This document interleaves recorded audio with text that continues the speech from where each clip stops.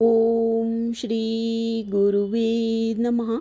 आनंदम आनंदे कर प्रसन्नम ज्ञान स्वरूपम निजबोधयुक्तम योगींद्रम ईशं भवरोग वैद्यम श्रीमद्गुरुं नित्यं अहं नमामि। ओम सहनावतु सहनो भुनक्तु सह वीर्यं करवावहै तेजस्विनावधीतमस्तु मा विद्विषावहै। ओम शांति शांति शांति। ओम। प्रणाम भगवान। वेदांत दीपिका परमानंद स्वामी श्री योगानंद जी महाराज, जिनको आलू वाले बाबा भी कहते हैं भगवान। और हमारा टॉपिक चल रहा है पुनर्जन्म। और पुनर्जन्म में प्रश्न है कि भाई पुनर्जन्म का शास्त्र वाक्य के सिवाय क्या सबूत है। ये जिज्ञासु जो है गुरु जी से पूछ रहा है कि पुनर्जन्म का शास्त्र वाक्य के सिवाय क्या सबूत है, और पुनर्जन्म होता है तो याद क्यों नहीं रहता। तो अब इसी से रिलेटेड स्वामी जी जो हैं यहाँ पे अलग अलग दृष्टांत देके समझा रहे हैं। कल जो है वो हारमोनियम का दृष्टांत आया और एक चित्रकार का आया कि उसको पिछले जन्म की कैसे जो है वो रह गए था संस्मरण। तो अब यहाँ पे एक और दृष्टांत स्वामी जी बता रहे हैं कि एक बात आगरा शहर की है। बेलनगंज में एक साहूकार का लड़का है। जब तक उसकी 10 वर्ष की उम्र हुई तब तक वह अपने पिछले जन्म का हाल भली प्रकार जानता था। मैं अमुक वैश्य था, मेरा घर अमुक मोहल्ले में था, मेरी स्त्री का नाम अमुक, मेरे पुत्र का नाम अमुक इत्यादि बहुत सी बातें बताता था। इतना ही नहीं परंतु तलाश करने से वे सब बातें ठीक ठीक मिली। जिस समय उस लड़के की उम्र कोई 22 वर्ष की होगी उससे मेरी मुलाकात हुई थी।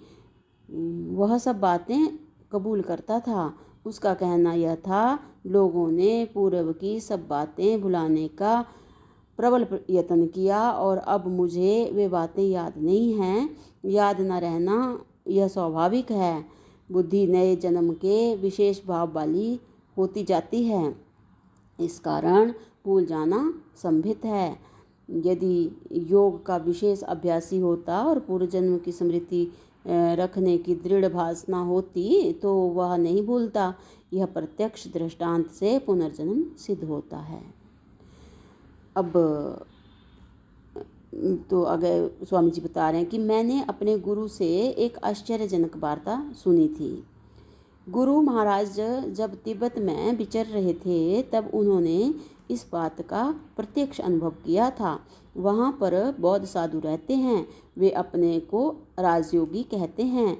बाल्यावस्था से ही वे श्वास उश्वास श्वास अश्वास कम चलाने का अभ्यास करते हैं।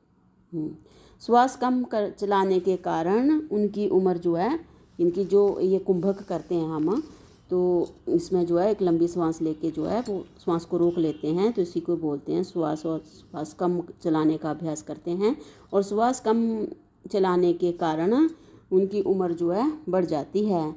100, 150 और कोई साधु तो 200 वर्ष तक की उम्र के मिलते हैं। उनमें कोई मरण समय जान जाते हैं। मरण समय आने वाला जानकर अपने पुस्तक आदि जो कीमती वस्तु समझते हैं उन सबको वे एकत्र करके किसी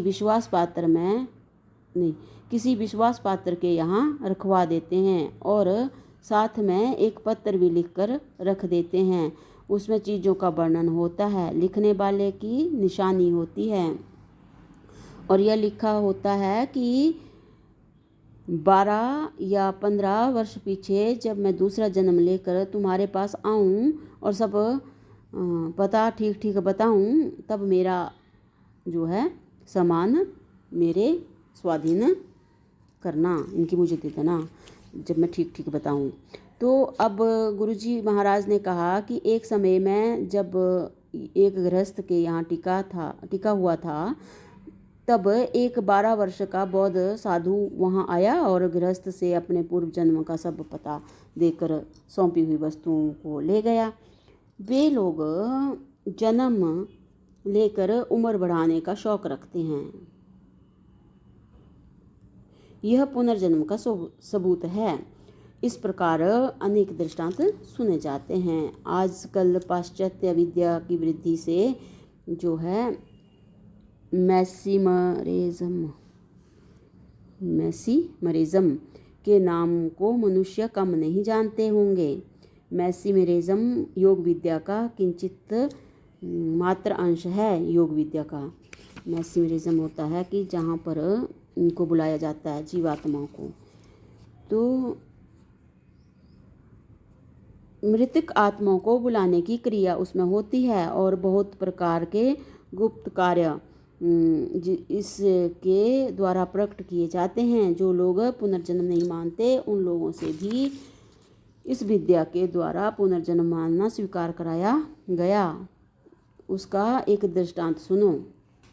अब जो है मैसीमरिज्म का जो है यहाँ पे एक दृष्टांत स्वामी जी दे रहे हैं कि एक साहूकार बहुत ही धनाढ्य था। जहाँ वह रहता था उस देश में उसके समान कोई धनाढ्य न था। वह व्यापार में बड़ा चतुर था और अर्थशास्त्र का ज्ञाता था। बहुत से नौकर चाकर मुनीम गुमाशते होते हुए भी सब व्यापार की लगाम वह अपने ही हाथ में रखता था। उसके लड़के बड़े बड़े थे और वह व्यापार के काम देखने योग्य थे, तो भी वह जो है विश्वसनीय मुनीम के समान एक एक स्थान का काम उन लड़कों से कराया करता था। वे भी अपना अपना काम योग्य रीति से किया करते थे, परंतु साहूकार का पूरा भेद कोई नहीं जानता था। उसके बहुत से मकान, जमीन, जागीर और बगीचे थे। सबकी योग्य व्यवस्था थी। साहूकार के पास जितना धन है कितना धन है ये कोई नहीं जानता था। एक दिन गर्मी के दिनों में साहूकार अपने 3 मंजिले कमरे में सो रहा था। गर्मी बहुत होने से उसे नींद न आई। तब वह कमरे में से निकलकर बाहर छत पर जाकर सो गया। तो छत सपाट थी, ठंडी हवा लगने से उसको नींद आ गई। जहाँ वह नित्य सोया करता था वहाँ एक पेशाब करने का स्थान बना हुआ था और वह रात्रि में एक बार पेशाब करने को उठा करता था, पेशाब करके सो जाता था। आज वह छत पर सोया था। कुछ अंधेरा हो रहा था और कुछ नींद थी। उसको छत पर सोने की याद भूल गई। नित्य नियम के अनुसार जब वह पेशाब करने चला तो छत से उसने जो ही पैर आगे धरा त्यों ही वह नीचे गिर गया। गिरते ही बेहोश हो गया और आधे घंटे में शरीर छूट गया। जब सब मनुष्य जगे तो क्या देखा कि साहूकार दवा दारू मलहम पट्टी कराने के प्रथम ही इस दुनिया से चल दिया। उसकी उत्तर क्रिया विधिवत हो गई और बड़े लड़के ने व्यापार की सब व्यवस्था संभाली। धन का पता न था। किंचित धन कहाँ रखा है, संचित धन कहाँ रखा है, यह कोई नहीं जानता था। उसके जानने के लिए अनेक क्रियाएं की गई, ज्योतिषी बुलाए गए, मंत्र तंत्र की क्रियाएं की गई, परंतु किसी से धन का पता न लगा। एक मनुष्य ने आकर कहा, यदि उसकी यानी कि ये बोलते हैं मैसीमरिज्म कि भाई एक आदमी ने कहा कि यदि मैसीमरिज्म की रीति से मृतक आत्मा को बुलाया जाए, कि जीवात्मा को, तो उससे पूछा जाए तो धन का पूरा पता मिल जाए। यह सुनकर आत्मा को बुलाने वाले मनुष्य की खोज होने लगी। एक विदेशी जो उस देश में कुछ दिनों से आया हुआ था, इस विद्या में कुशल था, वह बुलाया गया और शांत स्थान पर रात्रि के समय उसने अपने साथियों सहित अपनी क्रिया का प्रयोग आरंभ किया। प्रयोग करने वाले कई आदमी थे। वह 3 साहूकार के लड़कों के साथ लेकर प्रयोग में बैठा। लंबी गोलाकृति आकृति जो है टेबल मेज बीच में रखी। उसके गोलाकार में कई कुर्सियां रखी गईं। सब कुर्सियों पर बैठ गए। सब ने अपने दोनों हाथ टेबल पर इस प्रकार रखे कि एक का बायां हाथ दूसरे के दाहिने हाथ के ऊपर था। इस प्रकार पूरा चक्कर हुआ। पास ही एक घी की बत्ती जलाई गई। गुलाब जल सब पर छिड़का गया। सुगंधित धूप जलाया गया। तो सबने एकाग्रचित्त हो मधुर स्वर से ईश्वर भजन गाया और फिर सब एक भाव को प्राप्त हो गए। जैसे बिजली की बैटरी में एक दूसरे के संयुक्त होने से बिजली उत्पन्न होती है, वैसे ही सबके आत्म भाव में रहने वाली शक्ति एकत्र हुई। सब ने अपना चित्त एकाग्र करके यह भाव किया कि अमुक साहूकार की आत्मा आकर्षित हो चक्कर में उतर आवे। 4-5 मिनट पश्चात साहूकार का बड़ा लड़का बेहोश होता हुआ मालूम दिया। तो चक्कर संचालक ने जान लिया कि आत्मा उतर आई और पूछा, कौन है? तो आई हुई आत्मा ने कहा, साहूकार। संचालक ने कहा, आपके अकाल मृत्यु से सब कुटुंब को बड़ा शौक है कि बड़ा दुखी है।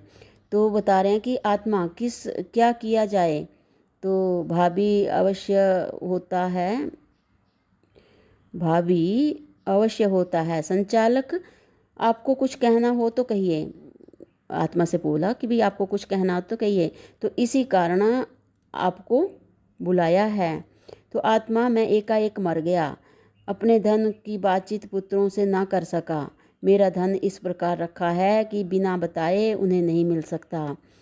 संचालक, कृपा करके बताइए। तो आत्मा जो है वो चारों दिशाओं में मेरे 4 बगीचे हैं। तो भगवान, इससे आगे का जो हम ये प्रसंग है ये अगले सत्संग से कंटिन्यू करते हैं।